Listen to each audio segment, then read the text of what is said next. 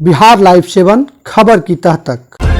राहुल गांधी धरती पुत्र है। भारत का इतिहास में पहली बार हुआ कि कोई राजनेता इतना लंबा दूरी पैदल 3570 किलोमीटर कन्याकुमारी से लेकर के कश्मीर तक पैदल चला। आने वाला 2024 में राहुल गांधी भारत के प्रधानमंत्री होंगे। देश के नफरत के बाजार में मोहब्बत की दुकान लेकर राहुल गांधी जब पैदल यात्रा पर निकले तो कर्नाटक में कांग्रेस की सरकार आ गई और अब देश भर में मोहब्बत की दुकान लगाई जा रही है।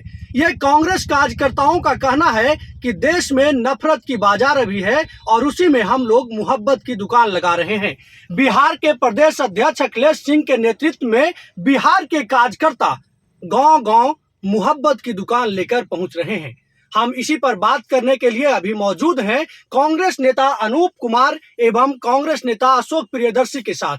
हम जानना चाहेंगे कि आखिर इस मोहब्बत की दुकान में क्या बिक रही है, जनता को क्या बताया जा रहा है। अनूप जी, स्वागत है सबसे पहले आपका। ये बताइए कि आप जो है गांव-गांव का दौरा कर रहे हैं, अभी भी आप क्षेत्र में हैं, आखिर इस मोहब्बत की दुकान में क्या बेच रहे हैं?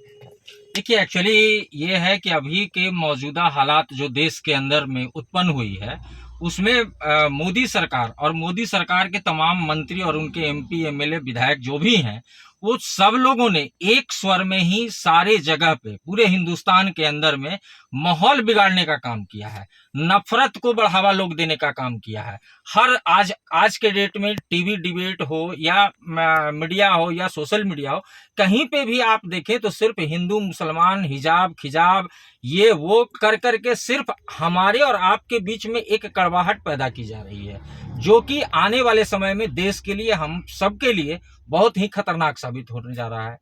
अब उसी के जस्ट उल्टे हमारे आदरणीय नेता श्री राहुल गांधी जी पूरे देश में भारत जोड़ो यात्रा के माध्यम से एक पैगाम देने की कोशिश की है कि हिंदुस्तान में आपसी भाईचारा ही सबसे बेहतर हो सकता है और उसी के लेकर चाहे वो हिंदू हो, मुसलमान हो, सिख हो, ईसाई हो, सब एक गुलदस्ता के फूल हैं और सारा फूल जब मिल करके गुलदस्ता के रूप में आता है तब जाकर के उसको देखने में और समझने में अच्छा लगता है। अच्छा, ये कौन सी मोहब्बत की दुकान है जहां एक सांसद की सदस्यता चली जाती है? राहुल गांधी अब एक सांसद भी नहीं रहे, कौन सी दुकान लेकर निकले थे? देखिए, आप अगले का काम है, अगला अपना जो है मोदी सरकार जो भी अपना काम कर रही है। आज तक भारत के हिंदुस्तान में ये पहली बार ऐसी घटना हुई है जिसमें मानहानि का जो मैक्सिमम सजा होता है वो 2 साल का होता है और वो सजा मोदी सर ने मामले में श्री राहुल गांधी जी को दी गई।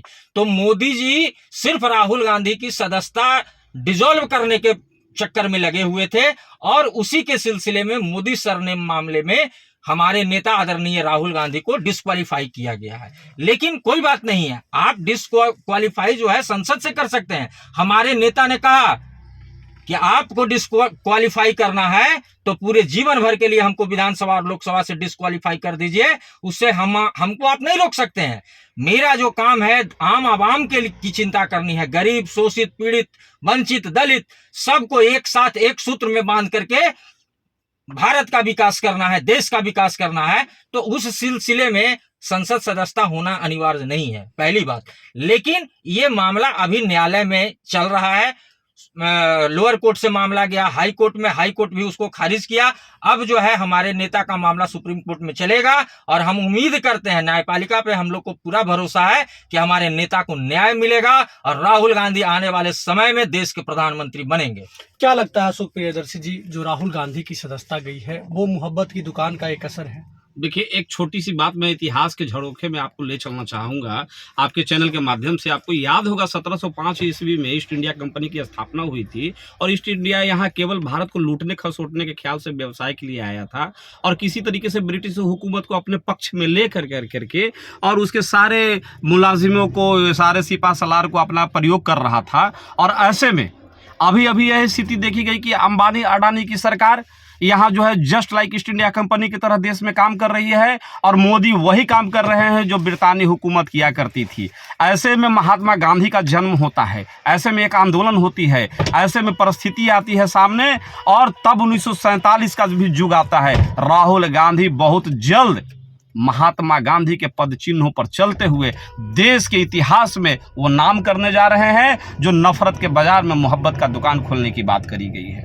अनूप जी, एक सवाल यह भी बनता है कि आप लोग बिहार में अखिलेश सिंह के नेतृत्व में काम कर रहे हैं और गांव-गांव का दौरा कर रहे हैं। जब गांव में जा रहे हैं तो कांग्रेस को लेकर जनता क्या सोचती है, क्या समझ रही है? अभी तो मोदी की लहर जो है, मोदी मैजिक बरकरार है, ऐसे में समझाना बहुत मुश्किल होता होगा। देखिए, अपने प्रदेश अध्यक्ष आदरणीय डॉक्टर अखिलेश प्रसाद सिंह जी के दिशा निर्देश पर हम लोग जहानाबाद के भिन्न भिन्न गाँवों का दौरा कर रहे हैं, लोगों से मिलने का काम कर रहे हैं, लोगों से अपनी पार्टी के विचारधारा के बारे में, अपनी पार्टी के बारे में, अपनी पार्टी के नेताओं के बारे में, अपनी पार्टी की पॉलिसी के बारे में हम उन लोग से खुल कर के बात कर रहे हैं।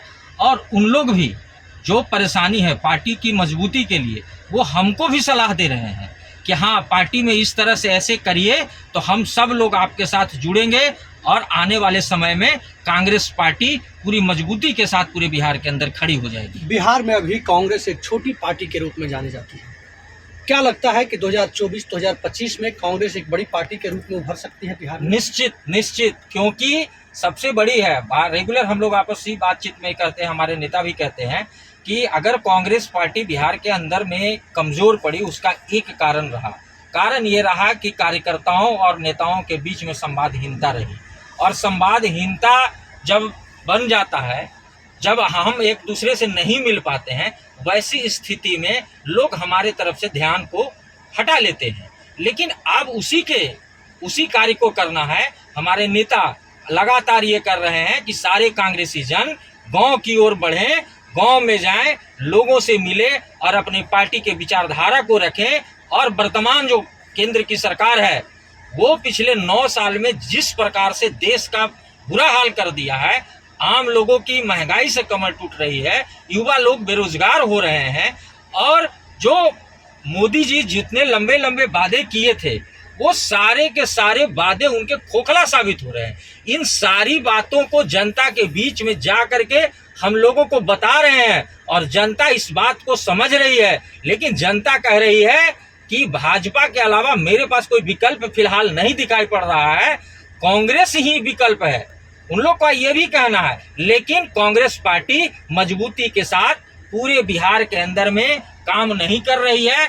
लोगों से घूमने के बाद ये भी लोग हम लोग को सजेशन दे रहे हैं कि आप लोग बूथ तक पहुंचिए, गांव तक पहुंचिए, हर लोग से बात कीजिए, आने वाला समय आपका होगा। हम सब लोग आपके साथ जुड़ करके काम करना चाहते हैं, लेकिन थोड़ा जो संवादहीनता की कमी हुई, उस वजह से आज हम लोग कमजोर पड़े हैं। संवादहीनता की जो कमी हुई, उसके वजह से कांग्रेस पार्टी कमजोर पड़ी है। क्या लगता है कि मोदी सरकार और भाजपा का जो प्रचार तंत्र है, उसके सामने कांग्रेस आप लोग कहीं टिक पाएंगे? प्रचार तंत्र नहीं है, गोदी मीडिया का सवाल आज पूरे देश में व्याप्त है। और गोदी मीडिया के माध्यम से वो झूठ फरेब वाली बात दुष्प्रचार कर रहे हैं और कुछ खास मीडिया को वो हायर करके लोकतंत्र के चौथे स्तंभ को भी गुलाम बनाने की कोशिश करी है। जैसे अभी हाल ही के दिनों में आपने देखा कि हाईकोर्ट की मामला आई, तो चारों स्तंभों पर कहीं ना कहीं ये जो है कि अपना चौकड़ी मार करके बैठने की कोशिश में मोदी सरकार, उसके चलते आज हमारा जो है प्रचार प्रसार नाकामी जो है वो दूसरे पर क्यों थोप रहे हैं? हमारी नाकाम, आपका प्रचार तंत्र कमजोर है, आपके कार्यकर्ता कमजोर हैं, गांव-गांव तक नहीं पहुंच रहे हैं। क्या आप लोगों के नेतृत्व में लगता है कि अखिलेश सिंह के नेतृत्व में बिहार में गांव-गांव तक के कार्यकर्ता पहुंच पाएंगे? अभी आपने देखा कि डॉक्टर अखिलेश प्रसाद सिंह पूरे बिहार में एक न्यू कांग्रेस का फ्लेवर देने की कोशिश कर रहे हैं। जो 1990 के पहले जिस तरीके के कांग्रेस हुआ करता था, आज वही कांग्रेस को इतनी ताकत झोंक रहे हैं कि पूरा बिहार भी आने वाला दिन में कर्नाटक के समान यहाँ से एक संदेश देगा पूरे देश को।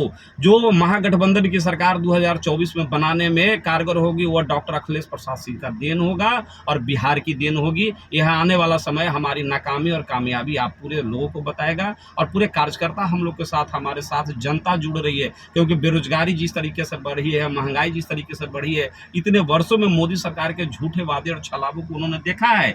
और डॉक्टर अखिलेश प्रसाद सिंह पूरे भारत में एक उदाहरण बन के उभरेंगे जब 2024 में भारत में जब महागठबंधन की सरकार बनेगी, तब यह आपके प्रश्न का उत्तर जनता देगी। राहुल गांधी कादों में उतरते हैं किसानों के साथ, टी शर्ट में एक ठोप मिट्टी नहीं रहता है, हाथ में मिट्टी नहीं होता है, ट्रक पर चढ़ते हैं, ट्रैक्टर बनाते हैं, ऑटो बनाते हैं, मोटरसाइकिल बनाते हैं, ये सब जनता से प्रेम है या फिर ड्रामा है, दिखावा है मोदी को टक्कर देने के लिए?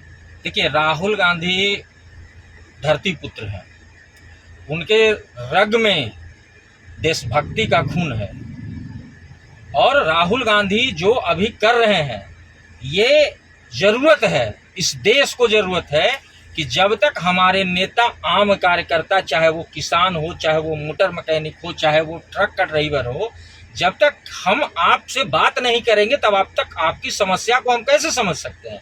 मोदी जी सिर्फ हवाई वाले प्रधानमंत्री हैं, मोदी जी को आम जनता से कोई लेना देना नहीं है। लेकिन हमारे राहुल गांधी जो हैं वो भारत जोड़ो 3570 किलोमीटर यात्रा पैदल चल करके, ये भारत का इतिहास में पहली बार हुआ कि कोई राजनेता इतना लंबा दूरी पैदल 3570 किलोमीटर कन्याकुमारी से लेकर के कश्मीर तक पैदल चला।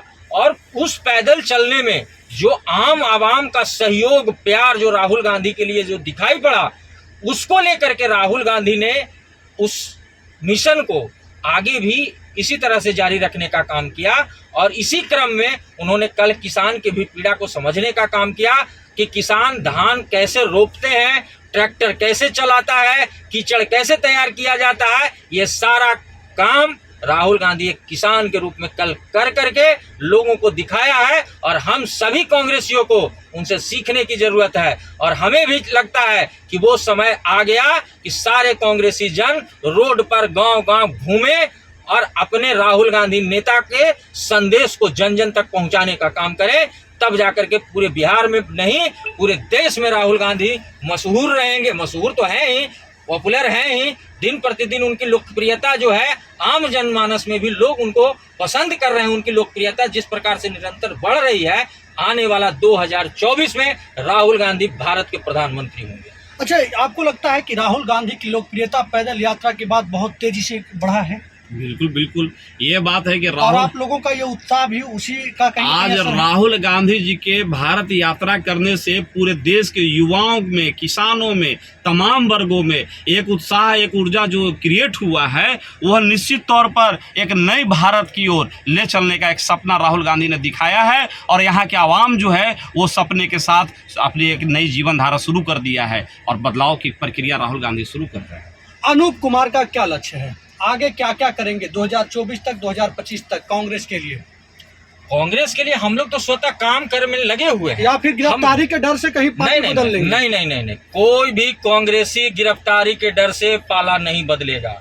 वही लोग जो गद्दार प्रवृत्ति के लोग होंगे वही कांग्रेस को छोड़ करके मोदी के सामने नतमस्तक हो सकते हैं।